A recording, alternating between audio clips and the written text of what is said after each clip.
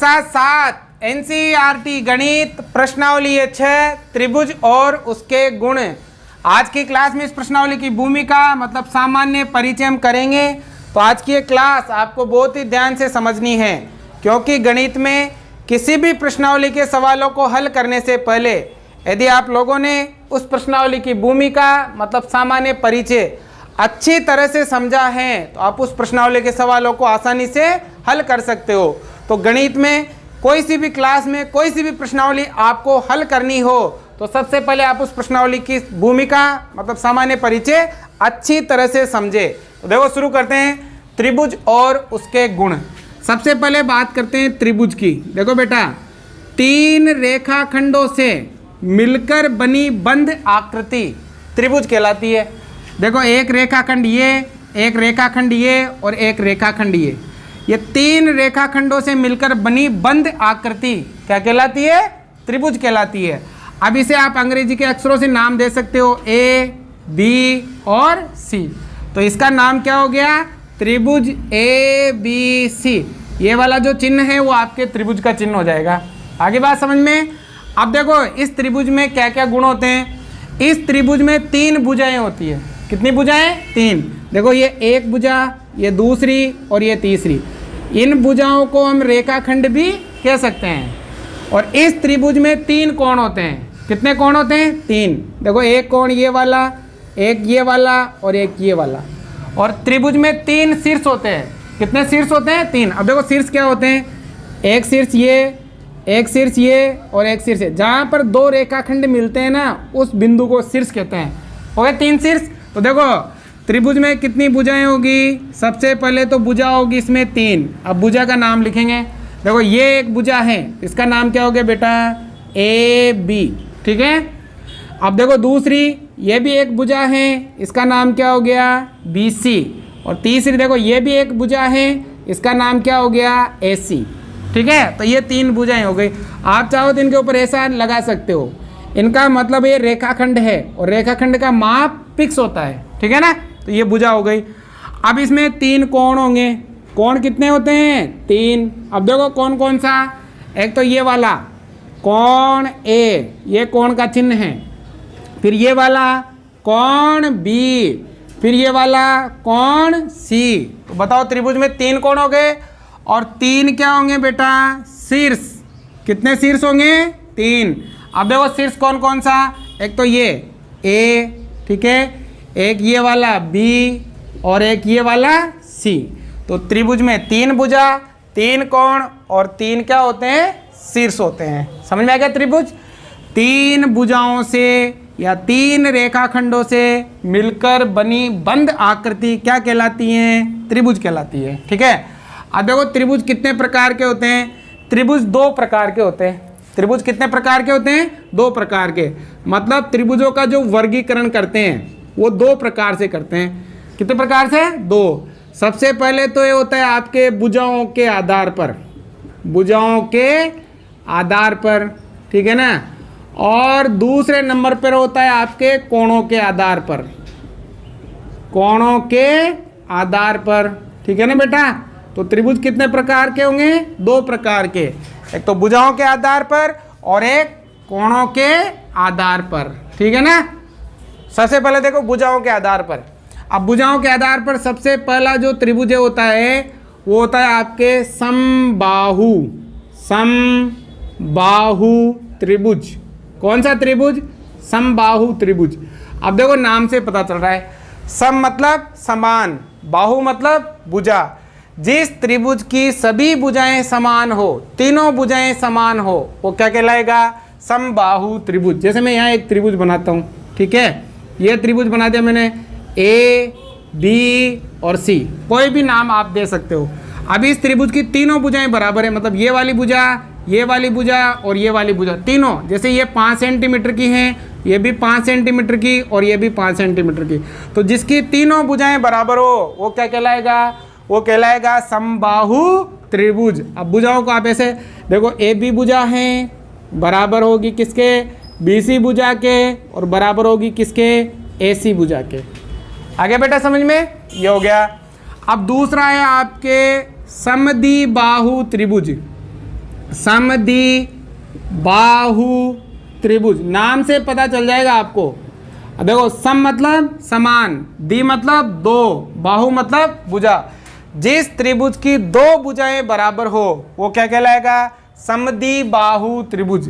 जैसे मैं एक त्रिभुज बनाता हूं, ये मैंने एक त्रिभुज बनाया, ठीक है। इस त्रिभुज का नाम दे दिया मैंने पी क्यू आर, कोई सा भी नाम दे सकते हो। अब इसकी दो भुजाएं बराबर है, मतलब ये वाली भुजा और ये वाली भुजा बराबर है। जिस त्रिभुज की दो भुजाएं बराबर हो वो क्या कहलाएगा? वो कहलाएगा समद्वि बाहु त्रिभुज। अब दो भुजाओं को लिख सकते हो, कौन कौन सी? एक तो पी क्यू बराबर है कौन सी? P R. जरूरी नहीं है कि ये दोनों बराबर है, ये दोनों हो सकती है, ये दोनों हो सकती है। आपको ध्यान रखना है, जिसकी दो भुजाएं बराबर हो वो क्या कहलाएगा बेटा? समद्वि बाहु त्रिभुज। फिर इसी में तीसरा नंबर जो होता है वो होता है विषम बाहु, विषम बाहु त्रिभुज। अब देखो, यहाँ भी नाम से पता चल जाएगा आपको। विषम मतलब असमान, बाहु मतलब भुजा। जिस त्रिभुज की तीनों भुजाएं असमान हो, तीनों भुजाएं अलग अलग हो, ठीक है ना। जैसे इसमें तो ये 5 है, तो ये भी कितनी होगी? 5 होगी, और ये अलग होगी। अब विषम बाहु में तीनों अलग अलग है। जैसे एक त्रिभुज बनाता हूँ मैं, ये त्रिभुज बनाया मैंने, ठीक है। अब इसका नाम दे दिया मैंने ए बी और सी। इसकी तीनों भुजाएं अलग अलग माप की, ये अलग हैं, ये अलग हैं, और ये अलग है। जैसे ये 4 आ गई, ये हो सकता है 7 हो गई, और ये हो सकता है 8 हो गई। तो तीनों अलग अलग हो वो क्या कहलाएगा? विषम बाहु त्रिभुज कहलाएगा। आगे समझ में? तो भुजाओं के आधार पर त्रिभुज कितने प्रकार के हो गए? 3 प्रकार के, समबाहु, समद्वि बाहु और विषम बाहु। अब देखो, कोणों के आधार पर, कोणों के आधार पर भी बेटा 3 प्रकार के होते हैं। कितने प्रकार के? 3 प्रकार के। देखो, सबसे पहले तो होता है न्यून कोण त्रिभुज, न्यून कोण त्रिभुज, ठीक है ना। कौन सा त्रिभुज है? न्यून कोण त्रिभुज। अब देखो, अब एक चीज और बता दूं, त्रिभुज है ना, त्रिभुज है, ये त्रिभुज है, इसके अंदर वाले जो 3 कोण हैं, इन तीनों कोणों का योग 180 डिग्री होता है। त्रिभुज चाहे कोई सा भी हो, त्रिभुज कोई सा भी हो, उसके अंदर बनने वाले तीनों कोणों का योग कितना होता है? 180 डिग्री होता है, ठीक है ना। अब देखो, न्यून कोण त्रिभुज, ऐसा त्रिभुज जिसका प्रत्येक कोण न्यून हो। न्यून का मतलब क्या होता है? 0 से तो बड़ा और 90 से छोटा। ऐसा त्रिभुज जिसका प्रत्येक कोण 90 से क्या हो? छोटा हो, वो क्या कहलाएगा? न्यून कोण त्रिभुज कहलाएगा। जैसे मैं त्रिभुज बनाता हूँ, जैसे मैंने ये त्रिभुज बना लिया, इसका नाम दे दिया मैंने ए बी और सी। अब इसका प्रत्येक कोण 90 से छोटा होगा। जैसे मान लो ये 70 है, ठीक है, और ये वाला है आपके 60, तो बताओ ये वाला कितना होगा? ये हो जाएगा 50। तीनों को जोड़ने पर 180 आना चाहिए, ठीक है ना। तो देखो, प्रत्येक कोण 90 डिग्री से छोटा है, इसका मतलब ये कौन सा त्रिभुज है? न्यून कोण त्रिभुज। आगे समझ में? दूसरा है आपके अधिक कोण त्रिभुज, अधिक कोण त्रिभुज। अब देखो, यहाँ भी नाम से अधिक कोण, अधिक कोण किसे कहते हैं? जो 90 से तो बड़ा हो और 180 से छोटा हो। ऐसा त्रिभुज जिसका एक कोण 90 से बड़ा और 180 से छोटा हो, कम से कम एक कोण 90 डिग्री से बड़ा हो और 180 से क्या हो? छोटा, वो क्या कहलाएगा? अधिक कोण त्रिभुज कहलाएगा। कैसे? देखो, ध्यान देना इधर। जैसे ये मैंने त्रिभुज बनाया एक, ठीक है ना। इस त्रिभुज का नाम दिया मैंने ए बी और सी। इस त्रिभुज का ये वाला कोण 120 डिग्री का है, ठीक है। तो ये वाला कोण कितना हो जाएगा? ये 30, और ये भी कितना है? ये भी 30, ठीक है ना। देखो, 30 और 30 60, 60 और 120 180 हो गया ना। इसका एक कोण 90 से बड़ा आ रहा है 90 से बड़ा। इसका मतलब ये कौन सा त्रिभुज है? ये हो जाएगा आपके अधिक कोण त्रिभुज। समझ में आ गया?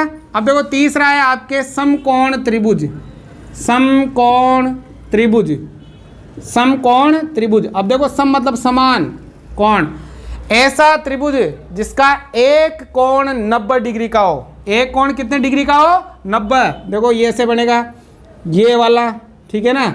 अब इस त्रिभुज में ये वाला जो कोण है वो आपके 90 डिग्री है। नाम दे दो, जैसे पी क्यू आर, कोई भी नाम दे सकते हो।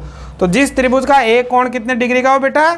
90 डिग्री का, वो क्या कहलाएगा? वो कहलाएगा आपके समकोण त्रिभुज। आए यहाँ तक समझ में? पहले इनको उतारो, फिर आगे बताते हैं।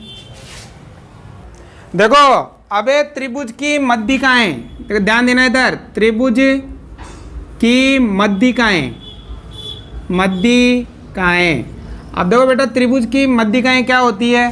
ये एक त्रिभुज है, ठीक है, और इस त्रिभुज का नाम दे दिया मैंने ए, बी और सी, ठीक है। किसी त्रिभुज के शीर्ष लंब से, यहाँ ये शीर्ष लंब है, कोई सा भी ले सकते हो, शीर्ष लंब से सामने वाली भुजा के मध्य बिंदु, सामने वाली भुजा के मध्य बिंदु को मिलाने वाला रेखाखंड मध्यिका कहलाती है। क्या कहलाती है? मध्यिका। देखो मध्यिका एक सिर से निकलेगी और सामने वाली भुजा के मध्य बिंदु पर मिलेगी। मध्य बिंदु पर मिलेगी मतलब ये इस भुजा का मध्य बिंदु है, जैसे मैंने डी नाम दे दिया, मध्य बिंदु है ना, तो ये वाला भाग और ये वाला भाग क्या होता है? बराबर होता है। तो ये होती है आपके मध्यिका। मतलब यहाँ पर जो ए डी हैं वो क्या है? मध्यिका है। समझ में आ गया? देखो एक शीर्ष लंब से निकले और सामने वाली भुजा के मध्य बिंदु पर मिले, वो क्या कहलाती है? मध्यिका कहलाती है। ठीक है ना। तो देखो त्रिभुज में 3 मध्यिकाएं होती है। त्रिभुज में कितनी होती है? 3, क्योंकि देखो ये भी तो शीर्ष लंब है, ये भी तो शीर्ष है, सॉरी ये भी तो क्या है? शीर्ष है। और यहाँ से निकलेगी और सामने वाली भुजा के मध्य बिंदु पर मिलेगी, मतलब सामने वाली भुजा को 2 बराबर भागों में बांटेगी, तो मध्यिका कहलाएगी। और इसी प्रकार ये भी शीर्ष है, यहाँ से निकलेगी और सामने वाली भुजा को के मध्य बिंदु पर मिलेगी, तो सामने वाली भुजा को कितने भागों में बांटेगी? 2 भागों में। तो आपको ये जो तीनों दिखाई दे रही है वो क्या है? मध्यिकाएं हैं। आ गया समझ में? तो 1, 2 और 3। तो त्रिभुज में कितनी मध्यिकाएं होती है? 3। और मध्यिका क्या होती है? कोई भी त्रिभुज है तो त्रिभुज के किसी शीर्ष से, मान लो इस शीर्ष से सामने वाली भुजा के मध्य बिंदु को मिलाने वाली जो रेखा है वो क्या कहलाएगी? मध्यिका कहलाएगी। आ गया समझ में? अब देखो अगला है त्रिभुज के शीर्ष लंब। शीर्ष लंब। अब देखो त्रिभुज में शीर्ष लंब क्या होते हैं? ये एक त्रिभुज है, ठीक है। किसी भी त्रिभुज के एक शीर्ष से निकलकर सामने वाली भुजा पर यदि 90 डिग्री का कोण बनाती हैं, कोई लाइन, कोई रेखा एक सिर से निकले और सामने वाली भुजा पर कितने डिग्री का कोण बनाए? 90 डिग्री का कोण, तो वो क्या कहलाता है? वो कहलाता है शीर्ष लंब।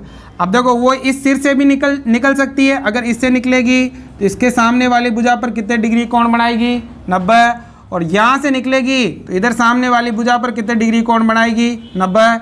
इसका मतलब त्रिभुज में कितने शीर्ष लंब होते हैं? त्रिभुज में 3 शीर्ष लंब होते हैं।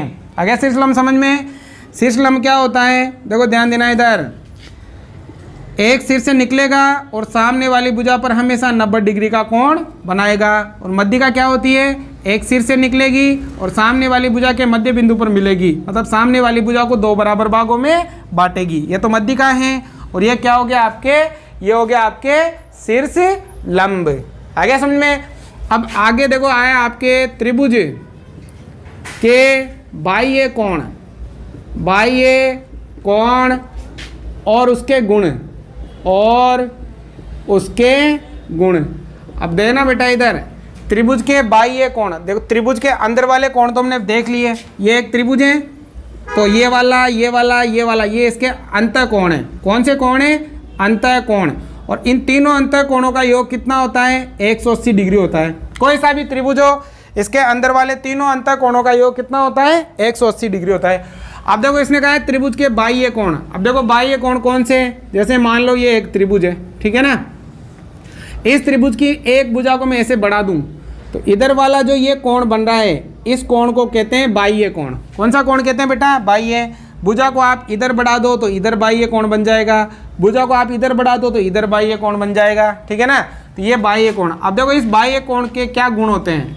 ये वाला जो बाह्य कोण है ना बेटा, ये अपने सम्मुख अंतः कोणों के योग के बराबर होता है। इस बाह्य कोण के सम्मुख कोण कौन कौन से हैं? ये वाला कोण और ये वाला कोण। तो इस कोण का मान इन दोनों कोणों के योग के बराबर होता है। जैसे ये 30 है और ये आपके 40 है, तो 30 और 40 70 होता है। इसका जोड़ कितना होगा? 70 होगा। तो किसी त्रिभुज के बाहर बनने वाले कोण का मान उस त्रिभुज के उस बाह्य कोण के सम्मुख अंतः कोणों के योग के क्या होता है? बराबर होता है। समझ रहे हो ना मेरी बात को? मतलब त्रिभुज में जो बाहर कोण बनता है उस कोण का मान उस कोण के सम्मुख मतलब अंतः कोणों के योग के क्या होता है? बराबर होता है, ठीक है ना। जैसे मैंने आकृति इधर बनाई ऐसे, ठीक है ना, और मान लो मैंने इधर बाह्य कोण बना दिया, तो ये वाला जो बाह्य कोण है वो इन दोनों कोणों के योग के क्या होता है, बराबर होता है। जैसे मान लो ये 100 है तो ये आपके 50 और ये भी कितना 50, क्योंकि 50 और 50 कितना होता है 100 होता है, ठीक है ना। तो बाहर बनने वाले कोण का योग उस त्रिभुज उस कोण के सम्मुख अंतः कोणों के योग के क्या होता है, बराबर होता है। तो ये है त्रिभुज के बाह्य कोण और उसके गुण, समझ में आ गया। अब देखो इसके बाद आपके, ठीक है ना, इसके बाद देखो एक पॉइंट और है आपके, वो बता देता हूं मैं। त्रिभुज की दो भुजाओं की मापों का योग, त्रिभुज की दो भुजाओं की मापों का योग, मापों का योग, त्रिभुज की दो भुजाओं की मापों का योग कैसे, देखो ध्यान देना इधर। जैसे मान लो एक भुजा 3 है, एक भुजा 4 है और एक भुजा 5 है, तो त्रिभुज की दो भुजाओं का योग तीसरी भुजा के योग से अगर ज़्यादा होता है तो आपके त्रिभुज बनता है, अन्यथा त्रिभुज नहीं बनता है। जैसे इन दोनों को जोड़ेंगे में 3 + 4 और पीछे कितना है 5, 3 और 4 कितना होता है 7, मतलब इन दोनों का जोड़ इस भुजा से क्या है, ज़्यादा है, क्या है, ज़्यादा है, ठीक है ना, ये वाला ज़्यादा है ना। तो यहाँ अगर भुजाओं का माप ऐसा हुआ, एक भुजा 3 हुई, एक भुजा 4 हुई और एक भुजा 5 हुई, तो आपकी आकृति त्रिभुज बनेगी। अगर ऐसा नहीं होता तो आकृति त्रिभुज नहीं बनती। कैसे, देखो ध्यान देना। अगर मान लो ऐसा होता 3, फिर यहाँ 2 और फिर यहाँ होता आपके फिर 3 होता, ठीक है ना, तो इन दोनों को जोड़ेंगे, 3 + 2 कितना होता है, देखो यहाँ मैं 7 ले लेता हूँ, ठीक है ना, तो 3 और 3 + 2 कितना होता है बेटा 5 होता है, उधर कितना है 7। देखो यदि दो भुजाओं का योग तीसरी भुजा के योग से कम है या बराबर है तो त्रिभुज नहीं बनेगा। त्रिभुज कब बनता है, जब दो भुजाओं का योग तीसरी भुजा के योग से अधिक हो तो आपके त्रिभुज बन जाएगा, और अगर ऐसा नहीं हुआ तो त्रिभुज नहीं बनेगा। ये होता है त्रिभुज की दो भुजाओं के मापों का योग। फिर जैसे प्रश्नावली में आएगी ना तो वहाँ अच्छे से समझ में आ जाएगा आपके। अब देखो एक और है आपके, वो है आपके पाइथागोरस प्रमेय, पाइथागोरस प्रमेय। अब देखो पाइथागोरस जो प्रमेय है ना बेटा, वो आपके समकोण त्रिभुज पर लागू होती है। कौन से त्रिभुज पर, समकोण त्रिभुज पर, मतलब 90 डिग्री वाला जो होता है ना समकोण त्रिभुज, उस पर लागू होती है। मतलब ये 90 डिग्री, जैसे मैंने नाम दे दिया यहाँ A, यहाँ B और यहाँ C। अब देखो इस समकोण त्रिभुज में ये जो 90 डिग्री है ना, इसके सामने की भुजा को कर्ण कहा जाता है। क्या कहा जाता है बेटा, कर्ण, या सबसे बड़ी भुजा को कर्ण कहते हैं। सबसे बड़ी भुजा को क्या कहते हैं, कर्ण कहते हैं। और ये वाली जो भुजा है इसे लंब कहते हैं। क्या कहते हैं, लंब। और ये वाली जो भुजा है उसे आधार कहते हैं। क्या कहते हैं, आधार। अब देखो पाइथागोरस प्रमेय क्या होती है, ये वाली जो भुजा है मतलब कर्ण, कर्ण पर बनने वाला वर्ग शेष दोनों भुजाओं पर बनने वाले वर्ग के योग के बराबर होता है। कैसे, मतलब अगर हम इस भुजा का वर्ग करें, कर्ण का, इस भुजा का क्या करें, वर्ग, मतलब स्क्वायर, ठीक है, तो इसका स्क्वायर इन दोनों भुजाओं के स्क्वायर के योग के बराबर होगा। मतलब इसका स्क्वायर किसके बराबर होगा, लंब का स्क्वायर प्लस आधार का स्क्वायर, इसके बराबर होता है। और इसे क्या कहते हैं, पाइथागोरस प्रमेय कहते हैं। मतलब कर्ण पर बना वर्ग शेष दोनों भुजाओं पर बने वर्ग के योग के बराबर होता है। कैसे, देखो ध्यान देना। मान लो ये कोई त्रिभुज है, अब इसमें कह दिया ये भुजा 3 है, ये भुजा 4 है और ये भुजा 5 है, तो बताओ ये क्या है, समकोण त्रिभुज है। तो हम क्या करेंगे, ये तो है कर्ण, ये है आधार और ये क्या है, लंब। तो हम ये वाला सूत्र लगा के देखेंगे। देखो कर्ण का स्क्वायर मतलब 5 का स्क्वायर बराबर लंब का स्क्वायर मतलब 3 का स्क्वायर प्लस आधार का स्क्वायर मतलब 4 का स्क्वायर। अब देखो 5 का स्क्वायर करेंगे मतलब 5 को 5 से गुणा करेंगे, 5 25। 3 का स्क्वायर मतलब 3 को 3 से गुणा करेंगे, 3 तिया 9। 4 का स्क्वायर मतलब 4 को 4 से गुणा करेंगे, 4 चौको 16। देखो 25 बराबर 9 में 16 जोड़ेंगे तो भी कितना आएगा, 25 आएगा। ये दोनों बराबर आए, इसका मतलब ये क्या है, एक समकोण त्रिभुज है। तो कर्ण पर बना वर्ग शेष दोनों भुजाओं पर बने वर्ग के योग के बराबर होता है। ये क्या होती है आपके, ये होती है आपके पाइथागोरियस प्रमेय। आ गया समझ में। अब देखो कुछ और एक दो चीज़ें और बता देता हूँ मैं, ठीक है ना। जैसे मान लो ये त्रिभुज है, ठीक है बेटा। अभी इस त्रिभुज के ये वाला जो शीर्ष है, इस शीर्ष की सम्मुख भुजा, देखो ये बी और ये सी हो गया। इस शीर्ष की सम्मुख भुजा का नाम बताओ। इसके सामने वाली भुजा ये हो गई, तो शीर्ष एक की सम्मुख भुजा क्या हो गई, बी सी। मान लो इसकी सम्मुख भुजा बताओ, तो बी की सम्मुख भुजा कौन सी हो गई, ए सी। इसकी सम्मुख भुजा कौन सी हो गई, ए बी, ठीक है ना। अब कह दिया जाए कि इस कोण की सम्मुख भुजा ये हो गई, इस कोण की सम्मुख भुजा ये हो गई, इस कोण की सम्मुख भुजा ये हो गई। आगे समझ में। और त्रिभुज के तीनों अंतर कोणों का योग आप जान गए कितना होता है, 180 डिग्री होता है। तो लगभग मैंने सभी चीज़ें आपको बता दी हैं। फिर भी अगर कोई छूट जाता है तो उसको हम प्रश्नावली के सवाल जब करेंगे तब बताएंगे। तो आपको ये क्लास कितनी अच्छी लगी, लाइक करके, सब्सक्राइब करके और वीडियो को अधिक से अधिक छात्रों तक पहुंचाकर मुझे ज़रूर बताइएगा, ठीक है। उतारो।